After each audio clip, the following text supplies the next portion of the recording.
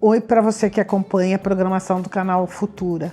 Eu sou Cida Bento e nessa temporada do Entrevista nós vamos conversar sobre a lei que obriga o ensino da história e da cultura africana e afro-brasileira nas escolas. No dia de hoje nós vamos focalizar educação infantil e sua relação com educação antirracista. Hoje vou conversar com Valdete Tristão. Ela é doutora em educação, autora de livros voltados à criança pequena, educação infantil, e é integrante do CEERT. Seja bem-vinda, Valdete. Muito obrigada, Cida. É uma alegria muito grande ter recebido esse convite e poder conversar um pouquinho com você em um outro espaço que não seja aqueles que normalmente a gente está juntas. No nosso trabalho, né, de tantos anos. Certo. Valdete, sempre me chamou a atenção que as pessoas entendem que nessa etapa da educação infantil ou de crianças muito pequenas, o racismo não está colocado. Uhum. Nem está colocado entre as crianças, muito menos das professoras com as crianças. O que você tem a falar sobre educação antirracista nessa etapa da educação infantil? Uma pergunta muito interessante, importante, porque pensando que a educação infantil se estrutura a partir das brincadeiras e das interações, é impossível não pensar nas materialidades, né? E as materialidades que eu me refiro são os brinquedos, são os livros, as brincadeiras que se realizam com essas crianças também. Então, quando a gente pensa numa educação antirracista, primeiramente, porque a gente acredita e tem certeza, as pesquisas comprovam isso, que as crianças são capazes de produzir o racismo, sim. As crianças entre si são capazes de discriminar, são capazes de escolher brincadeiras nas quais outras são excluídas, e a gente sabe que as crianças que são excluídas, em geral, são as crianças negras. E tem uma outra coisa, né, Valdete? Essa etapa onde mais o professor toca o corpo da criança, toca os cabelos das crianças, né? E a maneira como ele sente o corpo negro, os cabelos negros, vai ser a maneira como ele vai se relacionar com essa criança negra. Eu me lembro que uma certa etapa eu discutia muito com a Fúvia Rosenberg, que foi minha grande mentora nesse campo, e a dificuldade que as pessoas tinham de perceber que elas têm uma relação diferente com o corpo negro, mesmo quando ele é um corpo pequeno, é um corpo de bebê.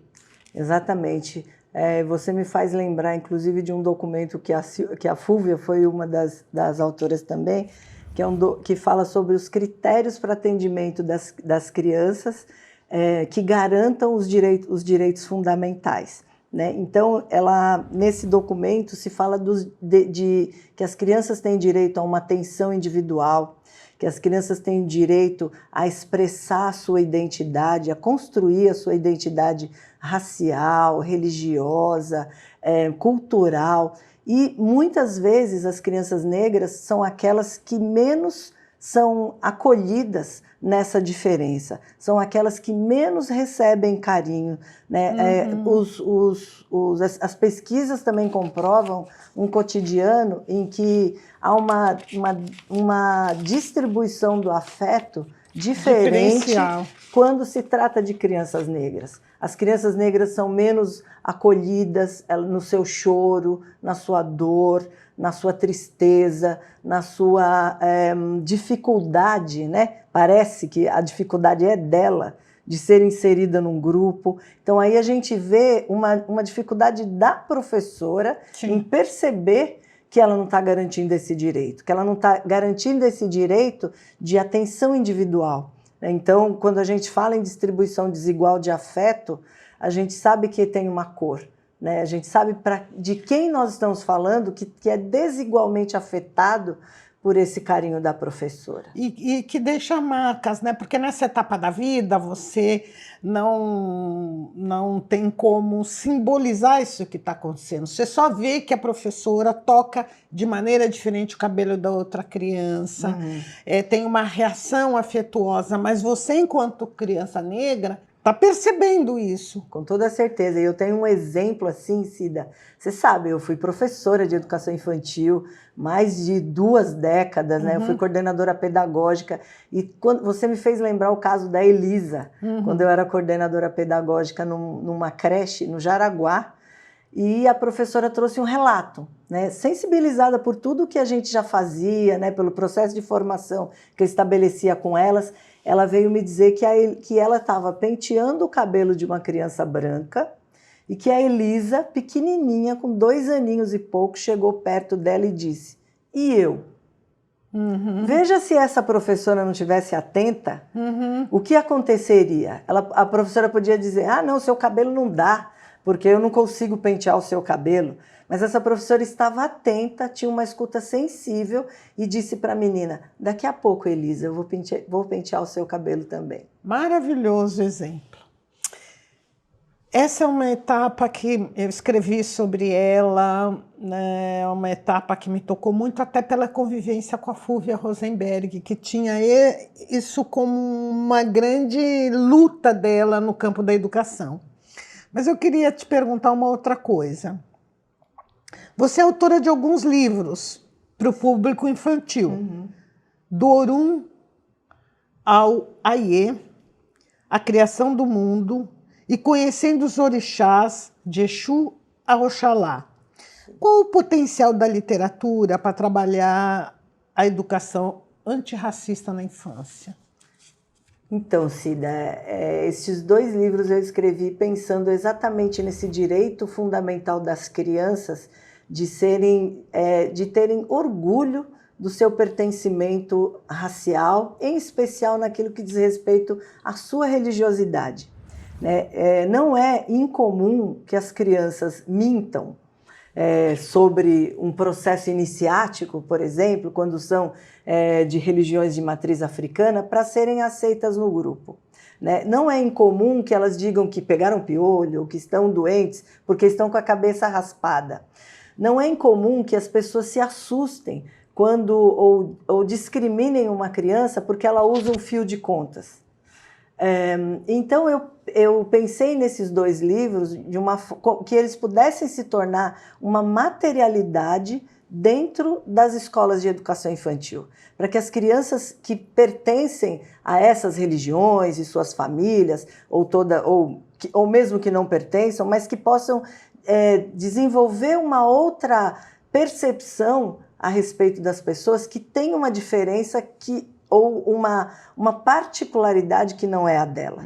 E o potencial desses livros, né, eu tenho certeza que é de fortalecimento de identidade, de garantia de direitos, de garantia de existir numa perspectiva que não é a hegemônica. O que você diria que é importante para a formação de professores e gestores para lidar com o tema da educação antirracista nessa etapa da vida? Bom, em primeiro lugar, eu acho que é preciso que o gestor assuma essa responsabilidade de garantir a formação continuada nos espaços educacionais dentro das suas unidades, porque existem muitos materiais. A Lei 10.639 existe desde 2003, mas eu já disse a você que a gente tem um documento anterior, né, que as próprias diretrizes curriculares nacionais de educação infantil que apontam para a construção de propostas pedagógicas que respeitem, que reconheçam a história e cultura dos africanos e afro-brasileiros. E isso independe, né, de estar na educação infantil, somente no ensino fundamental ou no ensino médio. É necessário que as propostas construídas dentro das instituições considerem aquilo que está colocado na LDB em relação à elaboração delas, e também a existência das infâncias plurais, das crianças plurais, das crianças que são diferentes. Então, assim, a gente vive numa sociedade que é hierárquica, né? Sim. E o diretor, cabe ao diretor, né, obviamente junto com a equipe, garantir que essa formação seja, que ela exista, né? Que ela seja garantida no cotidiano da instituição. E as brincadeiras, os brinquedos, as artes, tudo isso que está no ambiente da educação infantil, que faz a vida, que movimenta, né, aquele espaço onde estão as crianças pequenas e as professoras. Uhum. Nós produzimos no CERT um material super interessante, que é um aplicativo chamado ENI, Equidade na Infância, que tem justamente o objetivo de oferecer subsídios para os gestores, né, no caso, a direção e a coordenação pedagógica, para garantir uma formação a partir dessas materialidades que nós julgamos importantes de estar presente na educação infantil. Então, nós dividimos esse material de uma forma didática para nós, focando nos murais, nos cartazes, nos brinquedos, nos livros, enfim, são materialidades que favorecem a discussão e que pode fazer com que o diretor tenha uma autonomia na seleção desses materiais. Então, esses seriam materiais extremamente importantes que podem garantir essa formação que a gente estava falando anteriormente, né, que é a responsabilidade da instituição. Existem muitos materiais acessíveis, tanto na internet quanto no próprio site, né, do CERT mesmo, né, nós temos lá um banco com mais de 3.000 práticas selecionadas, um outro acervo menor, que são materiais para uso didático e para uso formativo, e que vão ajudar muito na formação dos professores. Essa é uma etapa da vida muito delicada e muito preciosa, não só para a criança negra, mas para a criança branca, para a criança indígena, quilombola, se preparar para a construção de um mundo mais equânime, né,